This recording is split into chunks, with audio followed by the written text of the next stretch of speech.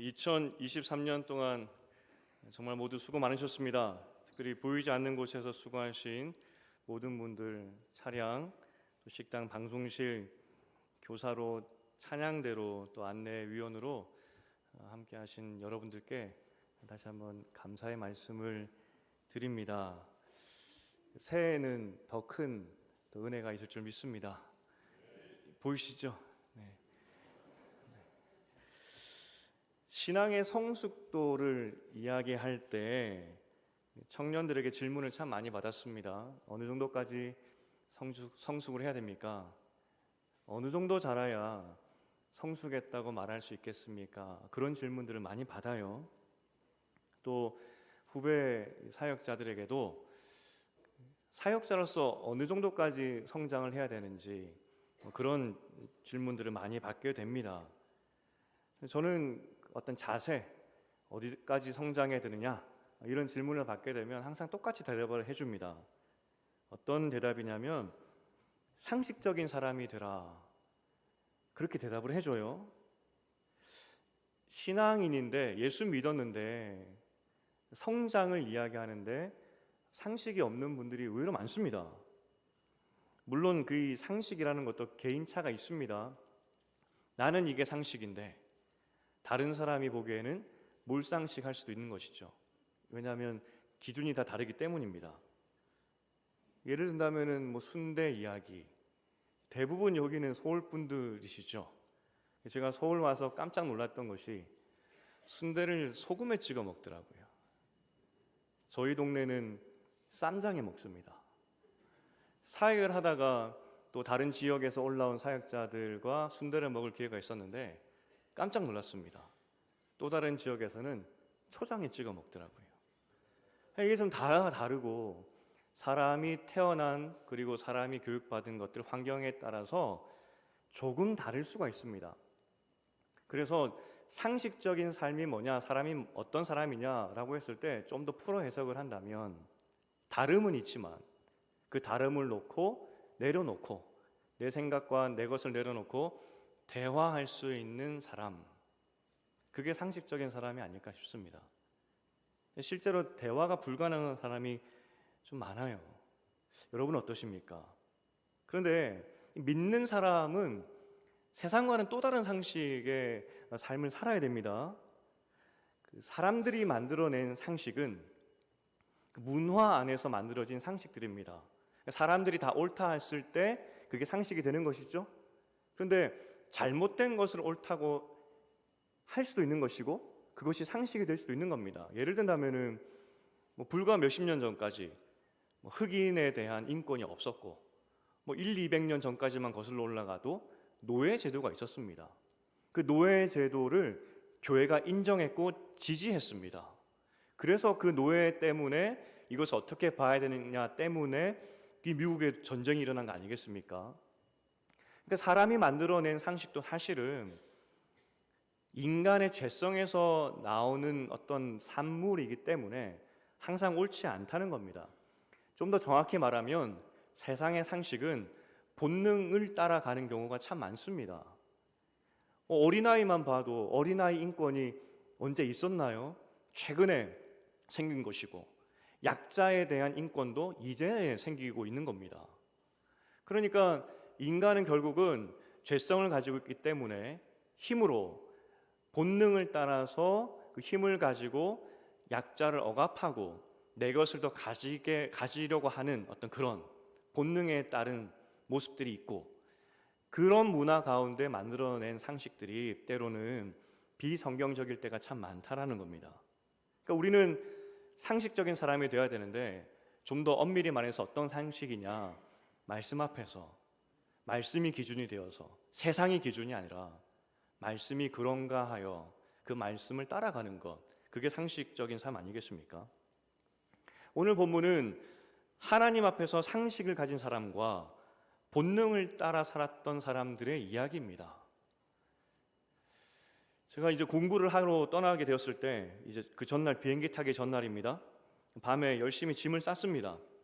어머니가 이 무게도 있는데 숟가락도 집어넣고 젓가락도 집어넣고 그 큰 후라이팬도 집어넣고, 전기밥솥 그리고 볼트가 안 맞으니까 소형 변압기도 집어넣고, 이게 무게가 견딜 수가 없는 겁니다. 꾸역꾸역 넣기 시작하시는데 이게 나중엔 마음 가운데 짜증도 나죠. 그런데 이 부모의 마음 아니겠습니까? 그 나라에도 먹을 것 있고 입을 것 있지만 혹시나 없을까 봐 숟가락 젓가락까지 챙겨주셨습니다. 그래도 이 외국에 가는 어떤 그런 짐 싸는 거는 그래도 나병 환자에 비하면 아무것도 아닙니다. 그 당시 나병에 걸리면 이산 가족 되는 겁니다. 나병이 발병하는 순간 마을에서 쫓겨나는 것이고 생이별하는 것이기 때문에 아마도 나병 환자가 발생했을 때 그 짐을 싸는 가족들의 마음이 어땠을까? 다시는 볼 수도 없는데, 당시 나병 환자의 삶을 좀 살펴보면 나병이라고 성경은 번역하고 있지만 실제적으로 넓은 의미로 그 전염병성인 어떤 피부 질환입니다. 당시 의학 수준이 높지 않았기 때문에 한 명이라도 그런 전염병에 걸리면 온 마을에 이제 그게 퍼지게 되기 때문에, 그래서 이 병의 발병을 하면 이제 격리시키는 것이 그 당시 율법이었습니다. 발병이 의심이 되면 제사장에게 찾아가서 이 병이 나병인지, 쉽게 말해서 피부병, 전염병인지를 검사받게 되고요. 만약 제사장이 이거 나병이야 라고 하면 그 즉시로 마을에서 쫓겨나가게 됩니다. 마을로 돌아오면 돌에 맞아 죽습니다. 혹시 내가 나병을 걸렸는데 다른 이스라엘 사람이 모르고 저에게 접근을 한다면 저는 소리쳐야 됩니다. 나 나병 환자입니다. 가까이 오지 마십시오. 나 나병 걸렸습니다. 가까이 오지 마십시오. 이게 그 당시 율법입니다. 이 사람들이 가는 곳은 병원이 아닙니다. 그냥 벌판입니다. 아마 움막 같은 것에 집단으로 살지 않았을까 싶습니다. 비를 제대로 막아 주었을까요? 하늘을 제대로 막아 주었을까요? 먹을 것도 제대로 못 먹었을 것이고, 거기서 과연 치료를 제대로 받을 수 있었을까요? 병을 나을 수 있는 환경이 아니기 때문에 그렇게 한번 마을에서 나가는 순간 돌아올 확률이 굉장히 낮았을 겁니다. 만약 어린아이의 그 아이가 그 나병 피부 질환을 걸렸다면 그 아이도 역시 쫓겨나는 겁니다. 밤마다 어쩌면 몰래 엄마 보고 싶어서 마을로 찾아올 수도 있겠죠. 배가 고파서 마을로 다시 돌아올 수도 있습니다. 몰래. 하지만 들키는 순간 돌에 맞아 죽습니다. 그래서 나병 환자에 대해서 구약은 뭐라고 이야기를 하냐면 살아있으나 죽은 송장 같았다 이야기를 합니다. 그 삶이. 피부 질환이 한 번 걸리면 이렇게 산송장의 삶을 살 수밖에 없었던 것이 그 당시의 문화였습니다. 상황이었죠. 그 사람들은 그래서 이 병을 신의 저주라 생각했습니다. 하나님의 저주. 구약에 보면 나아만 장군이 엘리사에게 와서 나병을 낫고 가는 장면이 나옵니다. 아마 수많은 의사를 찾아다녔을 겁니다. 결론이 뭐냐면 이것은 신의 저주이기 때문에 신이 해결해 줘야 된다. 그래서 엘리사를 찾아온 겁니다.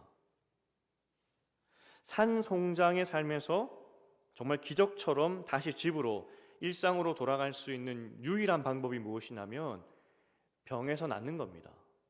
병에서 나으면 집에 돌아갈 수 있습니다.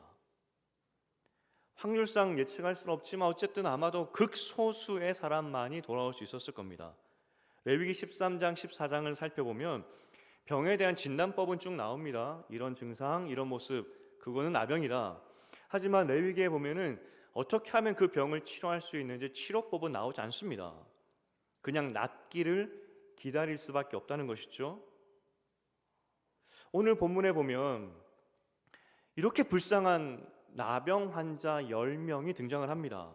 집단 생활했을 것이고, 그래서 예수가 지나간다는 소식을 들었을 때 10명이 쫓아나갑니다. 가까이 가면 돌에 맞기 때문에 굉장히 멀리서 이 10명이 예수를 찾아 부릅니다. 예수 선생님이여 우리를 불쌍히 여기소서. 여러분 잘 상상해 보십시오. 멀리 예수님이 계십니다. 가까이 가면 돌에 맞습니다. 그리고 그들의 유일한 일생의 한 가지 소원이 무엇이냐? 병 낫는 것인데, 저 예수가 우리를 고쳐줄 수 있을 것 같은데 그럼 여러분 그 예수가 지나갈 때 어떻게 하시겠습니까? 아마 죽을 힘을 다해서 외쳤을 겁니다. 온 힘을 다해서 외쳤을 것입니다. 이게 내 인생의 마지막 기회다 생각하고 온 힘을 다해 외쳤을 것입니다. 예수 선생님이여 우리를 불쌍히 여기소서. 이게 10명의 마음이었고 외침이었습니다. 여러분, 이 10명의 나병 환자의 믿음을 우습게 보면 안 됩니다. 이 예수님께서 이 사람들을 바라보시고 그들의 간절함을 들으시고 제사장에게 가서 너의 몸을 보여주라, 그렇게 이야기를 하십니다. 앞서 말했지만 이 환자가 제사장에게 갈 수는 없는 겁니다. 물론 나으면 갈 수 있겠지만 여전히 나병을 가지고 있습니다. 예수님의 그 치료법이 무엇이었냐면은 깨끗함을 주고 너 나았으니 이제 제사장에게 가라, 그것이 아니라 그냥 제사장에게 곧장 가라는 겁니다. 10명이 어떻게 했을까요? 제사장에게 갑니다. 병이 있습니다. 가는 동안에 그 병이 낫게 되죠. 병 있는 상태로 마을로 들어가면 돌에 맞아 죽습니다. 하지만 그 예수의 말에 의지하여 믿고 제사장에게 갔고, 그리고 가는 동안에 몸에서 병이 떠나는 것을 경험하게 되었다는 겁니다. 사실 그 제사장에게 몸이 나으면 검사 받으러 가야 되는데 병이라는 게 내 느낌에 좀 나았다고 해서 병이 떠나는 건 아니지 않습니까? 어느 날 일어나 봤더니 나병이 좀 나은 것 같아요. 쫓아갑니다. 제사장에게. 나 나은 것 같아요. 갔더니 제사장이 안 나았어. 다음날 또 자고 일어났더니 나은 것 같습니다. 또 쫓아갑니다. 이렇게 할 수 있을까요? 이건 전염병이라고 했습니다. 굉장히 엄격했을 것입니다. 내가 느끼고 다른 사람이 보아도 병이 나아야 그때서야 제사장에게 갈 수 있었던 아주 엄중한 분위기였습니다. 그럼에도 믿고 제사장에게 갔죠. 그리고 낫습니다. 누가복음 7장, 오늘 누가복음 앞서 있었던 이야기인데 그 백부장의 이야기가 나옵니다. 이 백부장의 종이 병에 걸렸고요. 그 예수님이 집 근처로 오셨습니다. 백부장이 예수를 찾아가고 그래서 우리 종을 고쳐주십시오라고 부탁을 합니다. 예수님께서 가까운 거리였기 때문에 같이 가시려고 했는데 백부장이 뭐라고 이야기하냐면 나도 종에게 명령하면 종이 오는데 내 말을 순종하는데 그냥 말씀만 해 주시옵소서라고 이야기를 합니다. 예수님께서 이스라엘 중에 이런 믿음을 만난 적이 없다 칭찬하셨고 백부장이 집에 돌아갔더니 그 종이 나은 겁니다. 말씀으로 낫게 하셨죠. 아마 이 10명의 나병 환자는 이 이야기도 들었을 겁니다. 그 예수가 말씀으로 병을 낫게 하시더라. 그리고 그 말씀에 의지하여서 제사장에게 목숨 걸고 갔고 가는 동안에 병이 나아버립니다.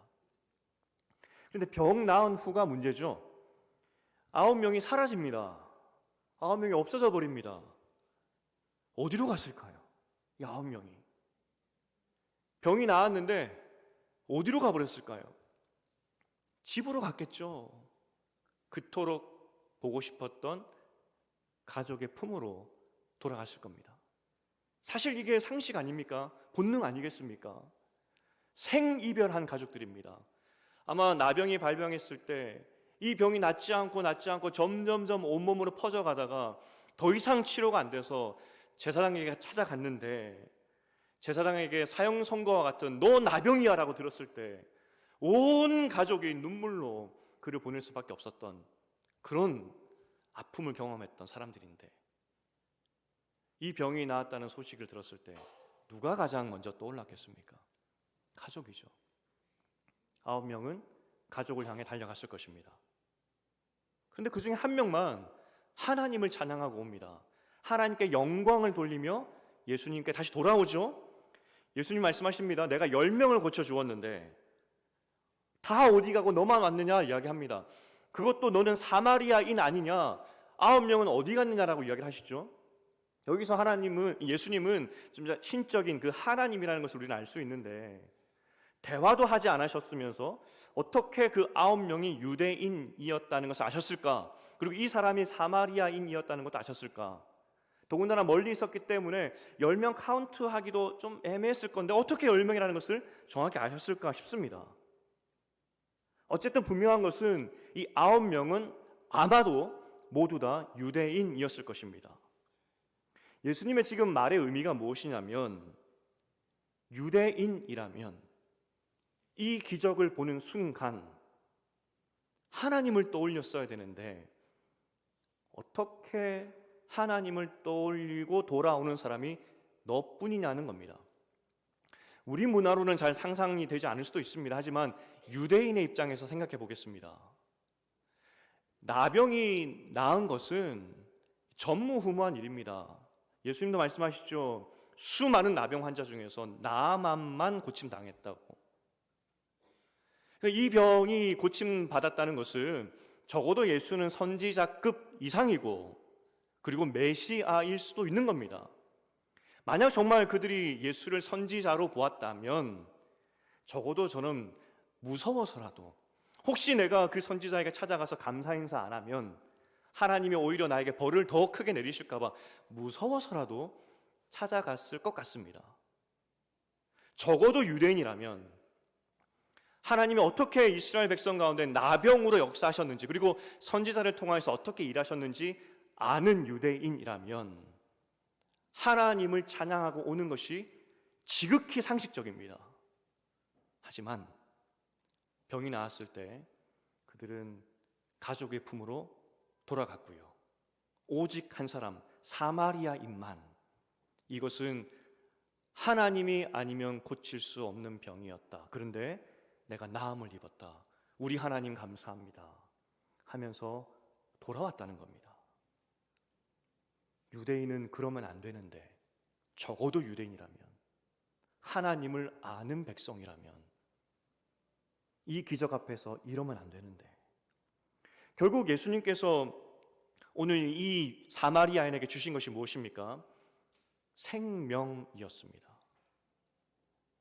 예수님이 이 신약 성경에서 복음서에서 기적을 베풀어 주시는 이유는 병들고 고통당하는 백성들을 마음 아파하시면서 고쳐주시는 그 아버지의 마음, 그것이 드러나는 것이죠. 자기 백성이 고통당하는 것을 우리 예수님, 그 하나님 절대 기뻐하지 않으십니다. 그것을 고쳐주시고 낫게 하시고 상황을 바꿔주십니다. 하지만 그 모든 기적의 목적은 병 낫는 정도에서 그치는 것이 아니라 영원한 생명입니다. 영원한 그 생명, 저 천국, 이 땅에서 먹고 사는 것으로 끝나는 그런 인생이 아니라 하나님과 함께 영원한 생명 가운데 영원히 사는 것, 그것을 믿게 하기 위해서, 그것이 정말 중요하다는 것을 알게 하기 위해서 기적을 베풀어 주신 것입니다. 생명 주려고. 오늘 찬양대가 찬양을 드렸지만 우리가 갈 곳은 저 본향 아니겠습니까?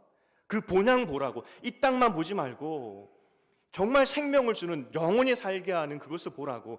그래서 기적을 베풀어 주셨는데 9명은 병 낫자마자 기쁨으로 가족에게 달려가고요. 단 한 명만 하나님 바라보고 오늘 본문에서 생명을 얻게 되었습니다. 기적의 사건 앞에서 9명은 지극히 상식적으로 본능적으로 살았고요. 단 한 명만, 이 기적이 나에게 왜 찾아왔지? 이 기적을 베풀어 주신 저분은 과연 누구지? 그 고민을 했고, 그리고 하나님께 영광 돌리며 왔고, 결국 하나님께서 약속하신 그 생명을 이 사람은 얻게 되었다는 겁니다. 예전에 한참 그 항공사 때문에 문제가 있었을 때 그 기사로 되었던 한 에피소드입니다. 비행기 안에서 발생했던 매너 없는 행동과 관련된 건데, 그 승무원이었던 그분이 사복을 입고 비행기를 탔던 날이라고 합니다. 사복을 입고 비행기를 탔는데 진상 아주머니께서 계속 승무원을 부려먹더라는 겁니다. 이것저것 시키고 부려먹는 거죠. 사복 승무원이 한마디 했대요. 뒤에 사람도 많이 기다리고 있는데 좀 적당히 좀 하시죠. 그렇게 이야기를 했다고 합니다. 그때 아주머니가 했던 답이 시켜 먹으라고 있는 사람인데 그래서 내가 시켜 먹었는데 그게 뭐가 잘못되었느냐? 당연히 그렇게 해야지. 그렇게 대답을 했다라고 합니다. 이 대답에 대해서 이제 그 승무원이 답을 달기를 승무원은 시켜 먹으라고 있는 사람이 아닙니다. 시켜 먹으라고 있는 존재가 아니라 승객들의 안전을 위해 존재하는 사람들, 생명을 지키기 위해 고도의 훈련을 받은 사람들이라는 거죠. 승무원은 우리가 무엇을 해서 서비스를 받아내는 그런 존재가 아니라 실제 우리의 생명을 책임지고 있는 그런 사람들이라는 겁니다. 여러분, 한 해를 마무리하시면서 그리고 신앙생활 하는 여러분들 지금까지 예수님을 어떤 눈으로 바라보고 계신지, 내 소유와 내 본능, 내 어떤 필요들을 채워주는 그런 시켜먹는 존재로 예수를 믿고 계신지, 아니면 나에게 영원한 생명을 주신, 말로 할 수 없는 그 은혜를 주신, 풍성한 은혜를 주신 정말 살아계신 하나님으로 믿고 계신지, 그것이 여러분의 신앙의 상식인지 우리는 점검해 봐야 된다는 겁니다. 정말 여러분이 예수님을 어떻게 생각하고 있는지. 오늘 우리가 17장을 읽었는데 17장 뒤에 가보면 이 세상의 상식에 대해서 이야기를 해주십니다. 이 세상 사람들의 본성, 어떻게 본성대로 살아가고 있는지를 이야기해 주시는데 누가복음 17장 26절부터 30절까지 말씀입니다. 우리 함께 읽어보겠습니다. 시작. 노아의 때에 된 것과 같이 인자의 때에도 그러하리라. 노아가 방주에 들어가던 날까지 사람들이 먹고 마시고 장가들고 시집가더니 홍수가 나서 그들을 다 멸망시켰으며 또 롯의 때와 같으리니 사람들이 먹고 마시고 사고 팔고 심고 집을 짓더니 롯이 소돔에서 나아가던 날에 하늘로부터 불과 유황이 비오듯 하여 그들을 멸망시켰느니라. 인자가 나타나는 날에도 이러하리라. 여기까지입니다. 예수님께서 이 시대의 이 본성, 본능, 그리고 그 시대의 상식에 대해서 말씀하십니다. 우리가 수요 예배 때 그 노아의 때를 봤습니다. 이제 물심판이 옵니다. 죽습니다.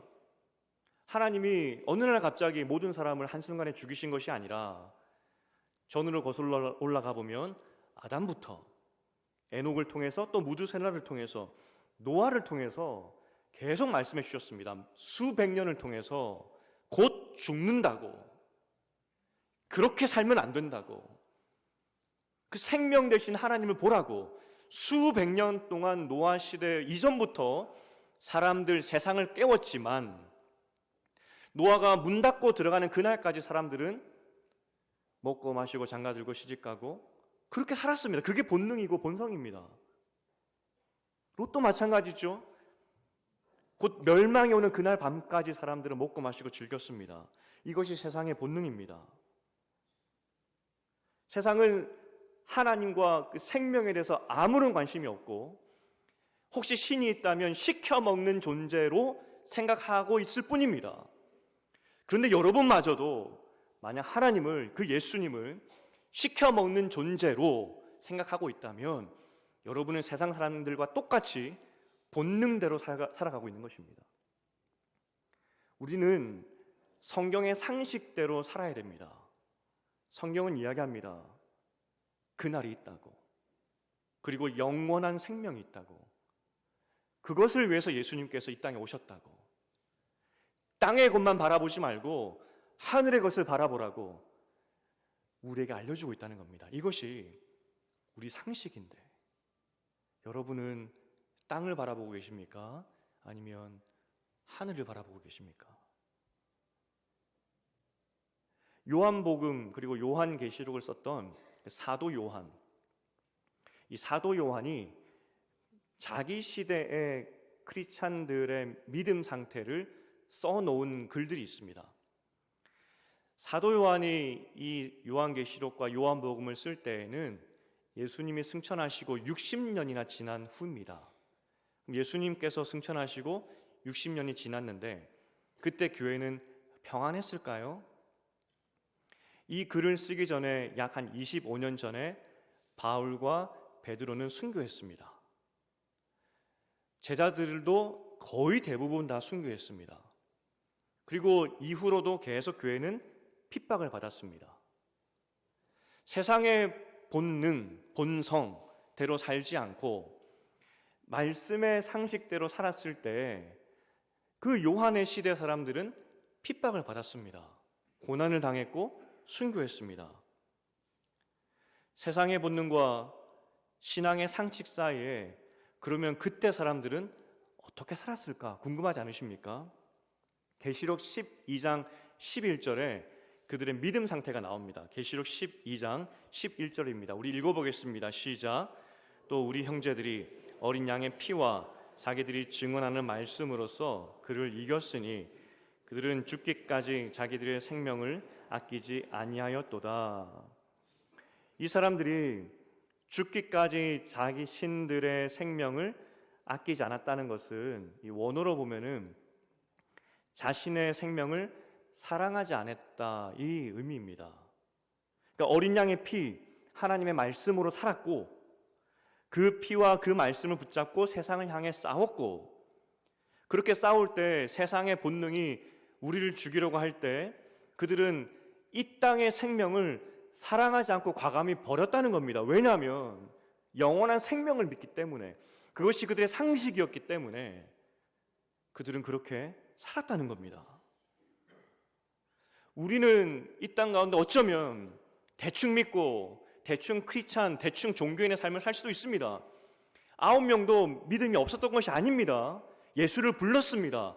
나에게 병고침을 주시옵소서라고 불렀습니다. 하지만 병고침이 낫자 시켜 먹는 것이 끝나자 떠나버렸습니다. 이게 세상의 본성입니다. 본능입니다. 하지만 그 예수가 내 생명을 구원한다는 사실을 정말 믿는다면 그리고 영원한 천국이 나를 위해 준비되었다는 것을 믿는다면 이 땅에 먹고 사는 것이 더 이상 우리 가운데 본능이 될 수 없는 겁니다. 그 영원한 천국, 그 생명, 그것을 바라보는 상식이 우리 가운데 있는지. 이전 교회들에서 사역을 하면서 본능이 아니라 하나님의 새로운 상식으로 살아가는 사람들을 많이 만났습니다. 어떻게 저렇게 살까? 참 대단하다. 아마 저도 신영교회 성도님들을 더 알아가면 그렇게 사신 분들을 더 많이 만날 것이고 또 여기 계신 분들은 다 그렇게 사시는 줄 저는 믿습니다. 제가 그런데 만났던 분 중에 정말 새로운 상식, 그 성경의 상식으로 사시는 분 한 분을 만났는데 그분을 소개해드리고 싶습니다.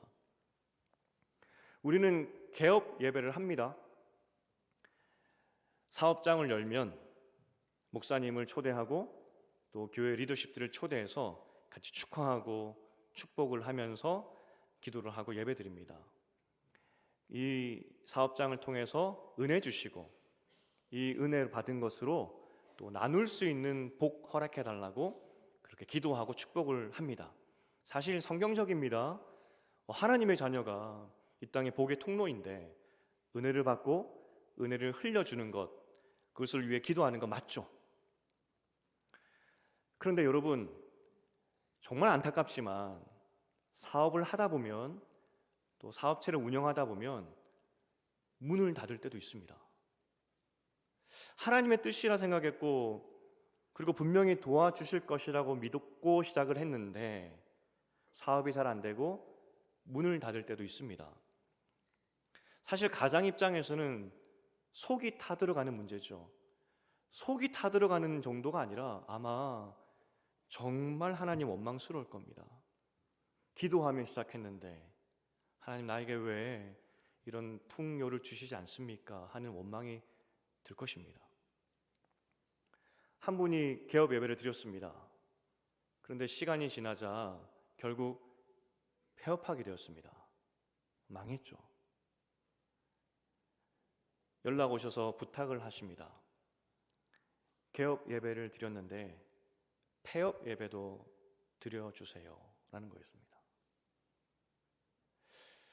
하나님의 뜻이 어디 있는지 모르지만 지금 당장 먹고 사는 문제가 막혀버렸지만 나를 구원하신 하나님께서 나와 함께 하시니 비록 내가 사업장 문을 닫는다 할지라도 나는 두렵지 않겠습니다.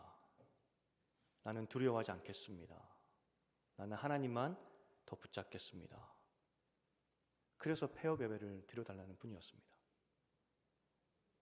여러분은 그런 상황 가운데에서도 하나님을 찾으실 수 있겠습니까?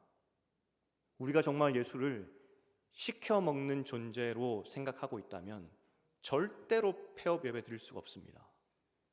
하지만 우리 영혼을 살리셨던, 그리고 그것을 위해서 죽으셨던 예수를 정말 믿는다면, 영원한 천국을 나 같은 죄인을 위해서 준비해 주신 그 예수를 정말 믿는다면 인생 가운데 사업 한 번의 실패가 내 인생의 실패가 아니라는 것을 우리는 믿게 된다는 겁니다. 그런데 어느 순간 세상의 본능에 따라 살다 보니 세상 사람들처럼 예수님 이것저것 시켜 먹고 그것이 채워지면 예수 떠나버리고 잊어버리고, 하지만 예수께서 분명히 말씀하십니다. 그날에 네가 어떻게 살았는지 반드시 물어본다. 하지만 동시에 우리에게 말씀하시죠.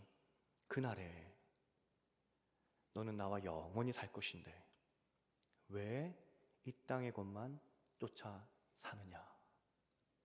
이게 하나님의 질문이라는 겁니다. 새로운 상식을 가지시기를 축복드립니다. 여기에 갈대 상자가 있습니다. 갈대 상자는 방향키가 없습니다. 이렇게 눈에 보이는 것을 왜 만들었는지 아십니까? 하나님은 우리에게 계속 말씀하신 것이 기억하라입니다. 우리가 하나님을 기억하기 위해서는 눈에 보이는 것, 우리가 느낄 수 있는 것, 그것을 많이 우리가 할 필요가 있다는 것이죠. 그래서 오늘 여러분에게, 새해를 시작하는 여러분들에게, 한 해를 마무리하는 여러분들에게 다시 도전 드리는 겁니다. 우리는 갈대 상자 같은 인생입니다. 어디로 갈지 모르는 그런 인생입니다. 하지만 그럼에도 저 갈대 상자가 절대로 침몰하지 않는 이유는 예수께서 자기 생명 주고 사셨기 때문에 우리 인생의 갈대 상자는 절대로 침몰하지 않음을 믿으시기 부탁드립니다. 이것이 우리 상식입니다. 이제 말씀을 맺겠습니다. 교회는, 그리고 목회자는 어떻게 하면 여러분들이 대충 이 땅에서 사는 인생이 아니라 어떻게 하면 저 하늘을 바라보며 살게 할까, 그게 고민하는 곳이 교회이고 목회자입니다. 어떻게 하면 하나님 앞에서 하루하루를 가치 있게 살까, 그래서 그날에 착하고 충성되었다 칭찬받게 할까, 그게 교회의 고민이고 목회자의 고민입니다. 기도하며 고민하다가 아마 다음 주에 오시면 주보도 바뀌어 있을 것이고 예배 순서도 바뀌어 있을 것입니다.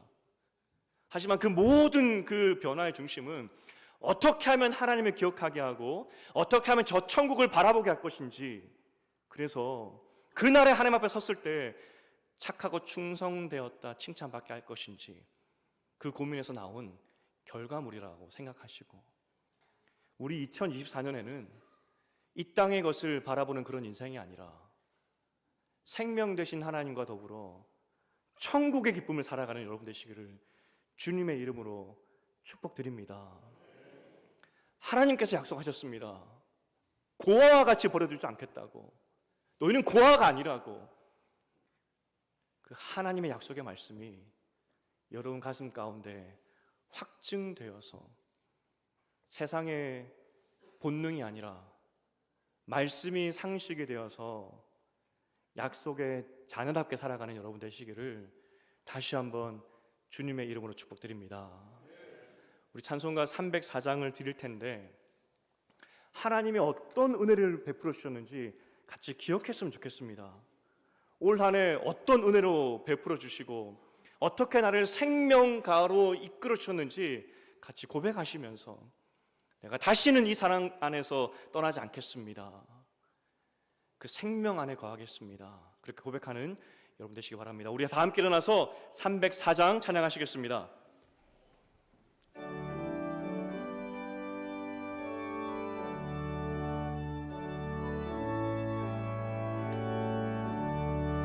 그 크신 하나님의 사랑 말로 다 형용 못하네.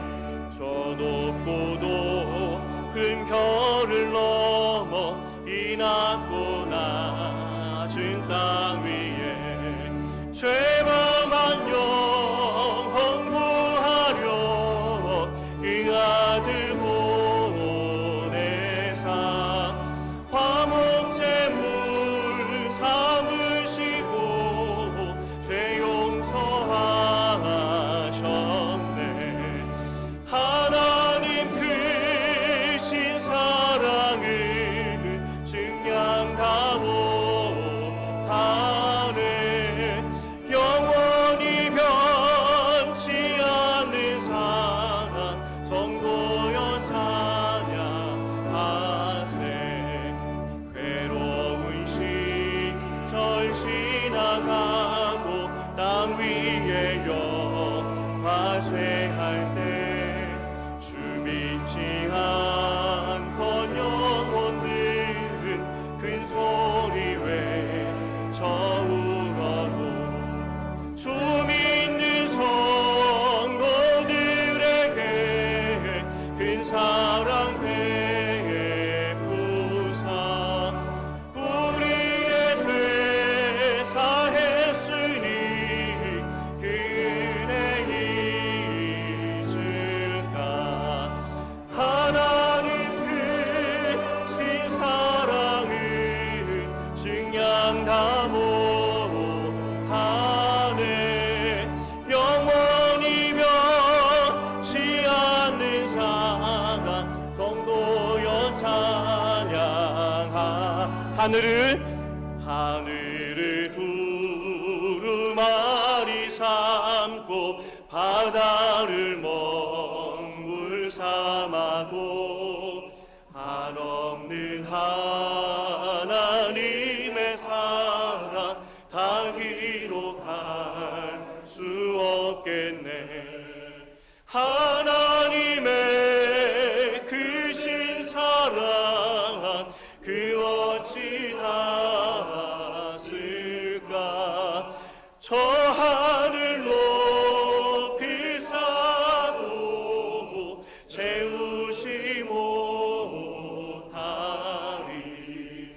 하나님 크신 사랑은 증량 다 못하네. 영원히 변치 않는 사랑 성도여 찬양. 하나님 크신 사랑은 하나님 크신 사랑은 증량 다 못하네.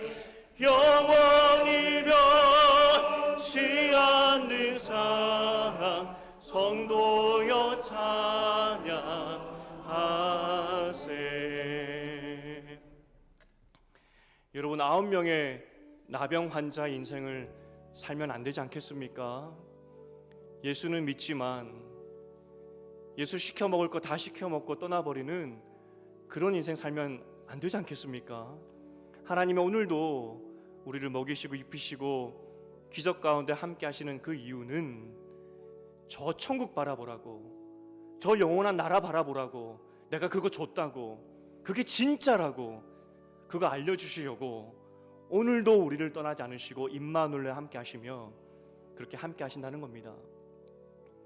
오늘 한 해를 마무리하며 또 새해를 바라볼 때 하나님, 내 인생이 저 갈대상자였는데 오늘도 함께 하시며 저 본향까지 함께 해주시니 감사드립니다.